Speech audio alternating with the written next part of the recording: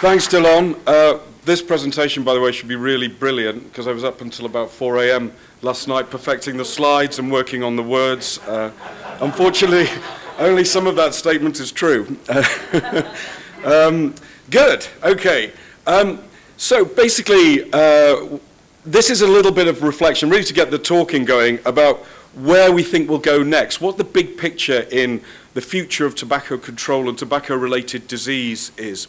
Now, we know that WHO says 1 billion premature deaths would happen in the 21st century on current trends. So the big public health question, probably the biggest public health question, is what can we do about that? So this is some reflections on that. First thing to say is this is taken from a paper published in JAMA.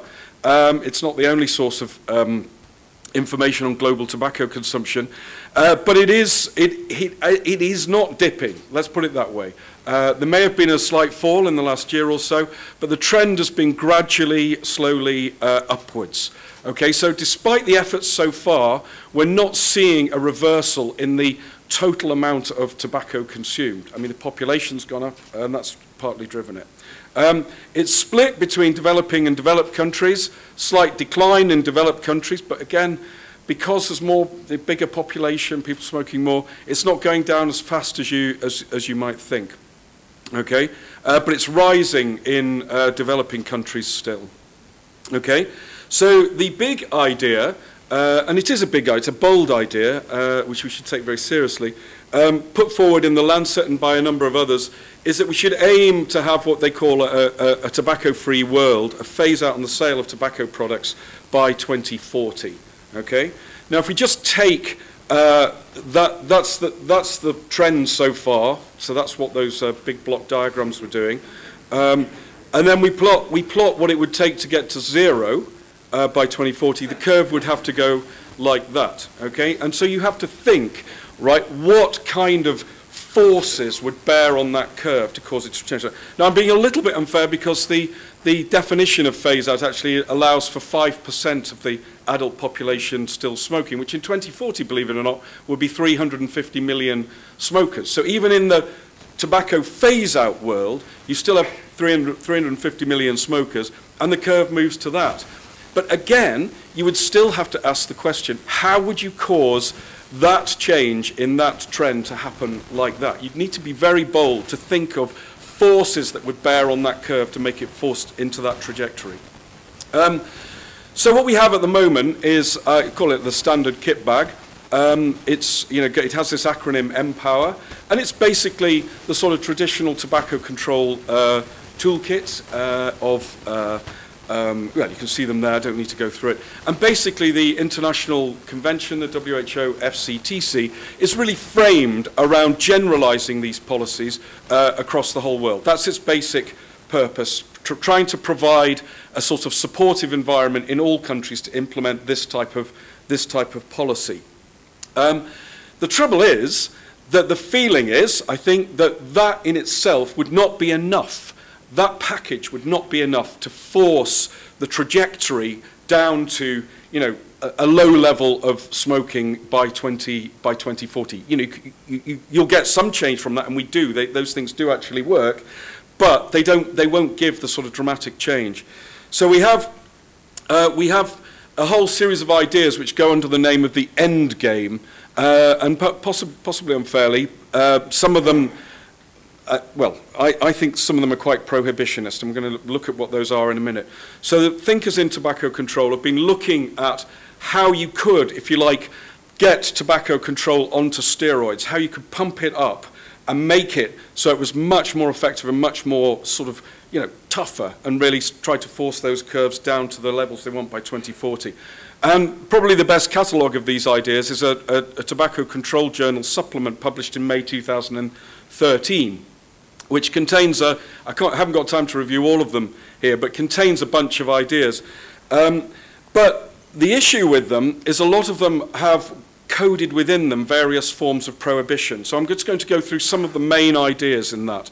And first of all, people do actually suggest that you should just simply introduce a law classify these in the same way you classify illicit drugs, stop selling them, have done with it. And the argument is, well, if they were introduced now, you'd never allow them you would have never allowed them onto the market, and therefore new products like that wouldn't be allowed. So why do we allow them now? The trouble with this is that when you prohibit something, and this is almost a, you know, one has to say this, but it is one of the fallacies of prohibition that is remarkably persistent, is you don't make the product go away, you change who supplies it, okay? And essentially you substitute a legitimate supply chain for a criminal supply chain. And this is a green-coloured criminal from the internet who will move into this business at scale. So that's our new friend, the dodgy guy from the internet, okay? Again, there's a fabulously long literature on what happens when you have an illicit supply chain, okay? And none of it is good. And we see this in illicit drugs, in the war on drugs. It's the reason why the war on drugs has failed, basically. So a lot of the things that we like no quality standards, no consumer protection. Actually, in the illicit drugs field, we're starting to see workarounds like that. You can get your dance drugs like ecstasy tested in clubs in London now before you take them, because, you know, because they're supplied by criminals with no standards, you don't know what you're actually taking. So the second idea, and this is backed by the British Medical Association, called smoke-free generation. This is the idea that you, after a certain year, the year 2000, it's illegal to sell to or possibly to buy cigarettes to anybody born after the year 2000. So by 2018, those people will be 18 years old. But as they age, and you know, we reach 2022, they'll be 22 years old. 2030, they'll be 30 years old, and they still won't be allowed to buy cigarettes. Okay. The problem with this, of course, is that somebody who's age 31 in 2030 will be allowed to buy them. Somebody won't, and I think it will just fail due to its absurdity. It essentially infantilizes adults in a sort of very arbitrary way.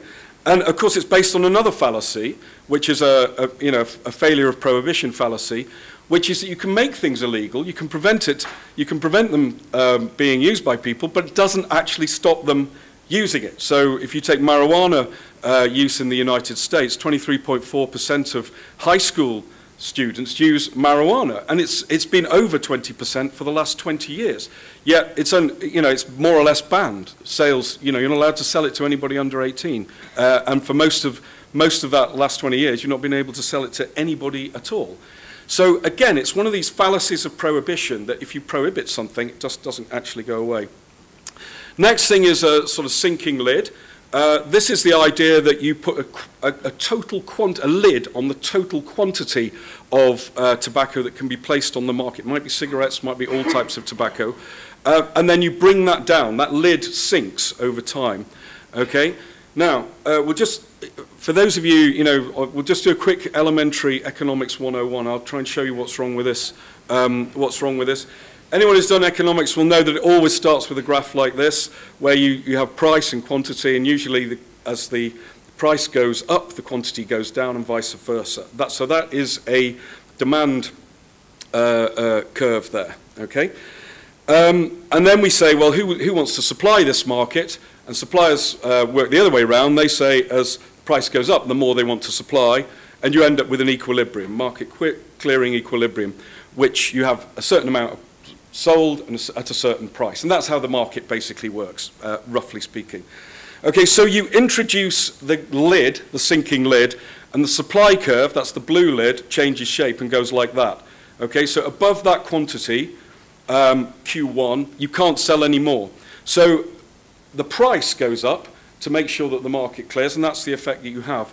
The trouble with this proposal, you can have exactly the same effect on the market using a taxation, in which you just do that, and you end up with exactly the same thing.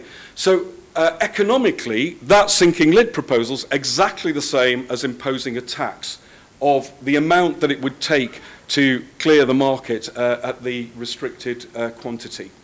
And therefore, this isn't it's not an especially dumb sort of idea. I mean, there are lots of things where you hold the quantity, emissions trading, for example, you hold the quantity and let the price find itself. But there's already an extensive tobacco tax regime in the same place. And the reason we don't just, in trying to bear down on tobacco consumption, just ram up the tax to a level that would, essentially drive it out of the market, is that we're worried about the effects of high prices. It can be regressive, and it can trigger illicit trade if it gets too high. So the same things that limit us in raising tobacco taxes also limit us, but in a much more unpredictable way with these type of instruments. Next thing is reducing the nicotine in e-cigarettes. Yes, I ran out of creativity here, so that's a shrinking nicotine molecule. And the idea here is that you would reduce the quantity of nicotine in a cigarette down eventually to a sub-addictive level. There's some momentum behind this, actually. And the idea is if it's sub-addictive, then no one would start using it, or if they did, they wouldn't become hooked and they'd be able to give up. There's 2 or 3 problems with it. The first is it's basically a form of prohibition over time. And people argue it isn't because you leave some nicotine in it, but it is. It's like saying we'll reduce the alcohol content of whiskey down to 1%, but it's still whiskey. No, it's a prohibition.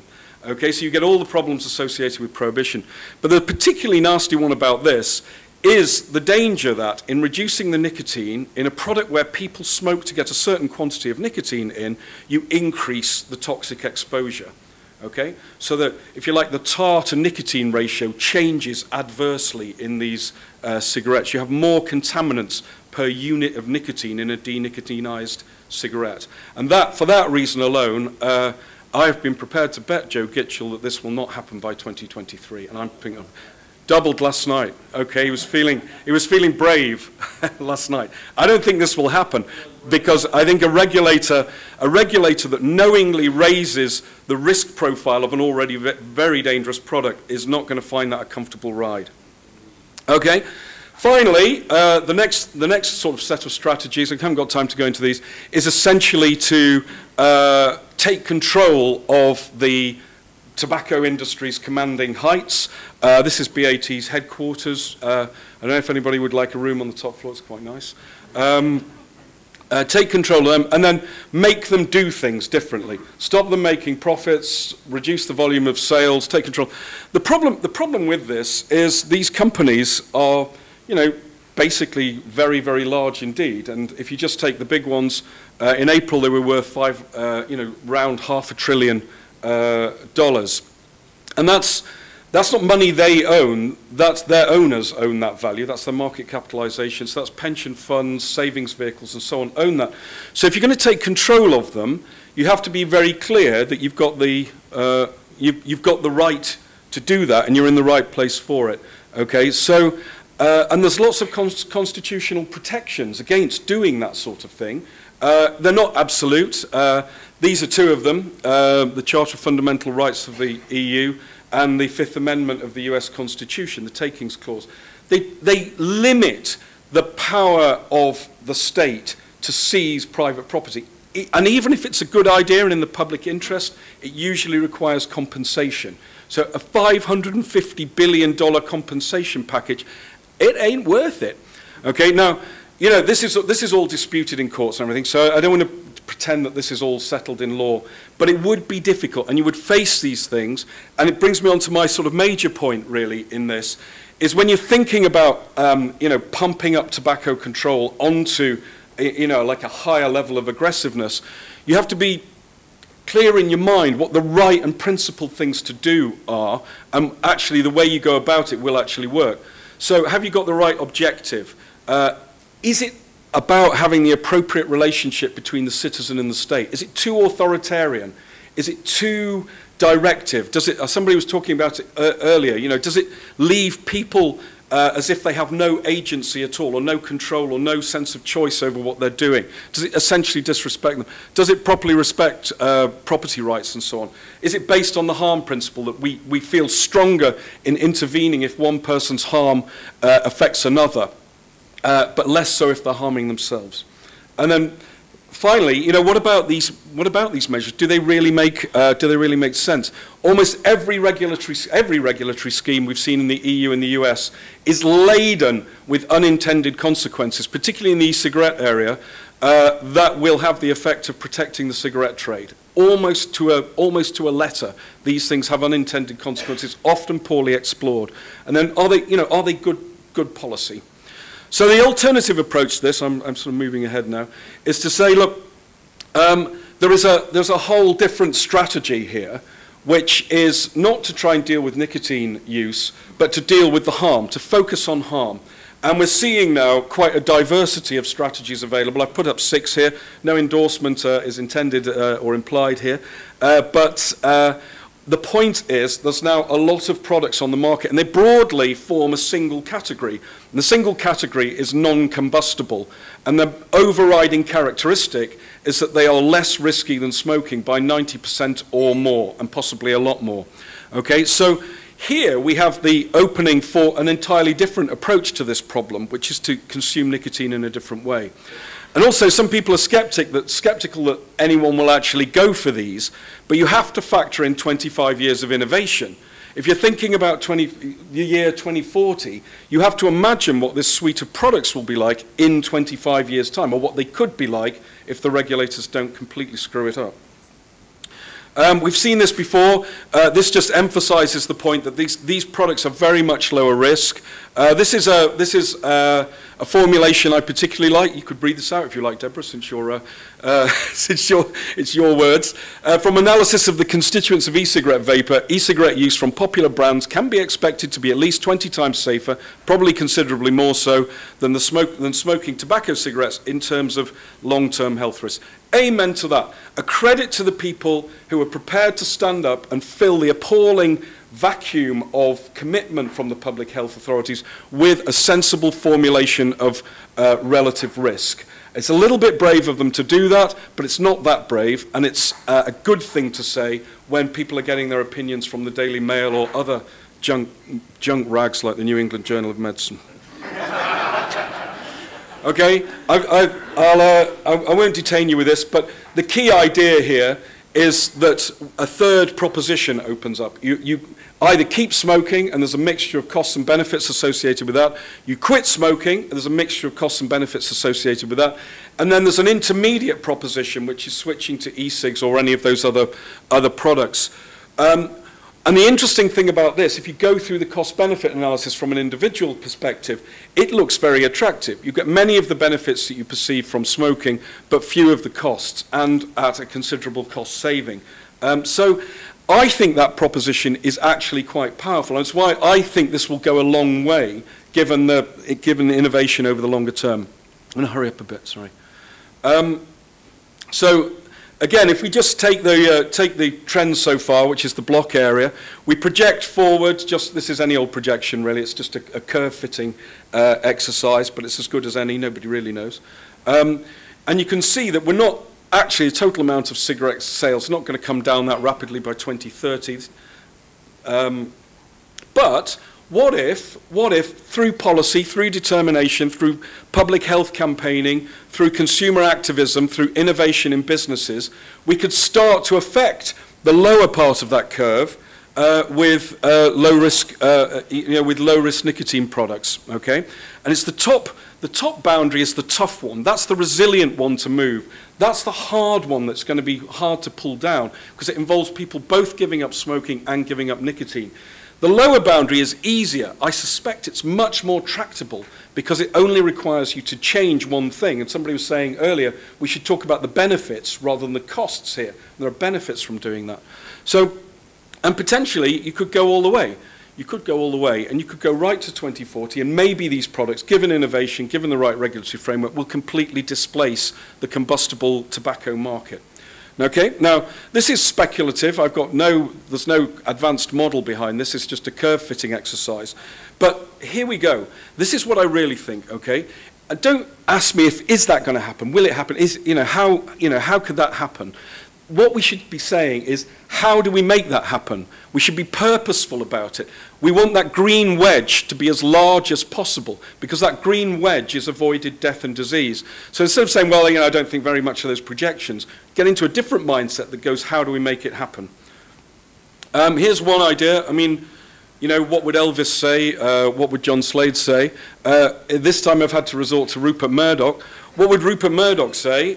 His view on this, which is general view, regulation should protect competition, create conditions for startups, and modernizing disruptors everywhere. That's a great starting point for this marketplace, I think. And it gets to my, sort of, if you like, my money shot, which is how we should think about regulating this marketplace. And this came out of actually a conversation last year, in which this axis plots regulatory costs and burdens along the x-axis and sort of net gain to society or net harm to health on the vertical axis. Okay, and as you apply, more and more restrictions, you have benefits. Actually, it's beneficial. You build confidence. You get rid of rogue products. Cowboys are turfed out of the market, and that's good. And that's net beneficial because it increases confidence and trust in the products. But you keep going, you're pushing harder and harder, you start to compromise design and consumer appeal, you make the products less attractive to smokers, your regulation begins to protect the cigarette trade. Okay? It starts to become protective of the thing that you really don't want in the name of health and safety. And then you take it to its sort of logical conclusion, and it destroys viable firms and products, and essentially you're left standing with, only a few big players with a few commoditized, harmonized, high-volume products that are easy to make and easy to get through a regulator, but aren't actually very good for public health. And what have you achieved by doing that? You've done nothing. Your regulation has put the industry back, put the public health agenda back. So my contention is there's a sweet spot in regulation you should be aiming for, something that is just enough to build confidence and deal with ridiculous risks, but not so much that it starts to bend the category out of shape, and that's the key point. Barriers to Morgan Stanley on the FDA deeming regulation sort of makes this point for me. Obviously, Wall Street analysts, help with authority here. Greater barriers to entry, blah, blah, blah, take a toll on the number of available products and rationalize the category. Okay, and that's basically what I was describing there. If the regulation is too aversive, then it will hamper, it will throttle this category. The cigarette companies will benefit. And it will mean that the larger companies dominate the marketplace. Okay, so that's the FDA, that's Morgan Stanley's view on that. So I want to finish now just by looking at the main actors, what I think they should do. So my message to 5 actors in this.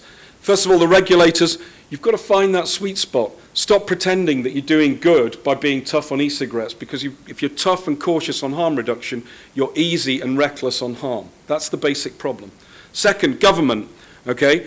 There's a big vision, and you can win big here if you get this right. You can really take out a substantial amount of the burden of smoking-related disease.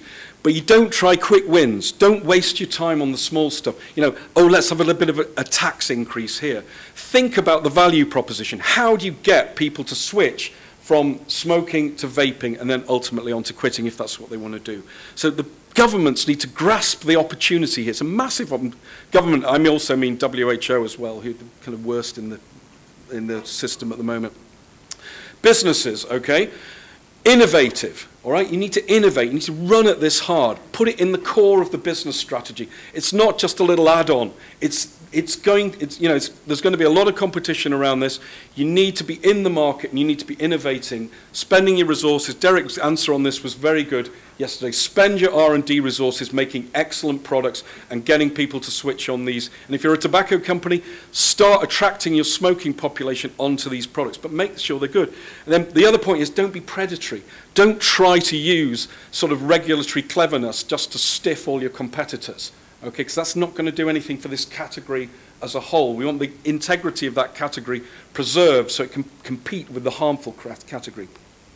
Consumers, message is fight like mad for your interests, which I know you are doing. It's been brilliant to see the rise of consumer activism here, and it is making a difference, certainly made a huge difference on October the 8th in the European Union. And spread the word.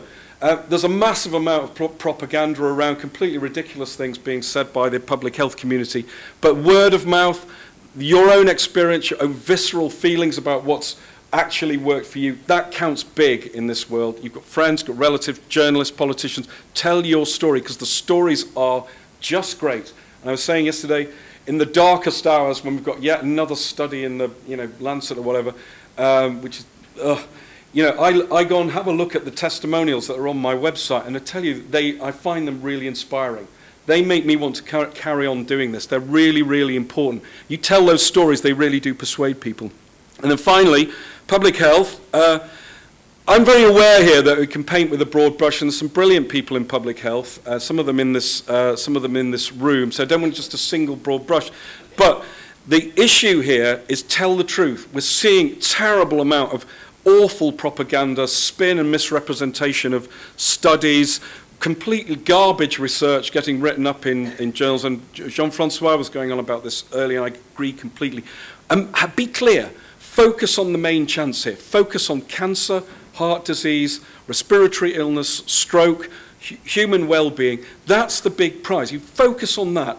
And if your job depended on it, if you had to put 2 years' salary on it, I tell you what, the public health community wouldn't be trying to ban advertising. They wouldn't be trying to ban flavors. They wouldn't be trying to ban these products or reduce nicotine strengths or have the FDA crawling.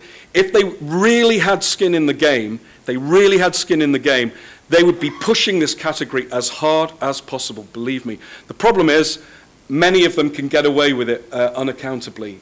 They don't have skin in the game. There are no consequences to the leadership in public health if the disease doesn't come down at the rate that it could. If those green wedges on my earlier charts don't appear, no one loses a damn thing. And that's why we're seeing some of the bad stuff that we see from the public health community as well as the good stuff. That's it. Enjoy the disruption.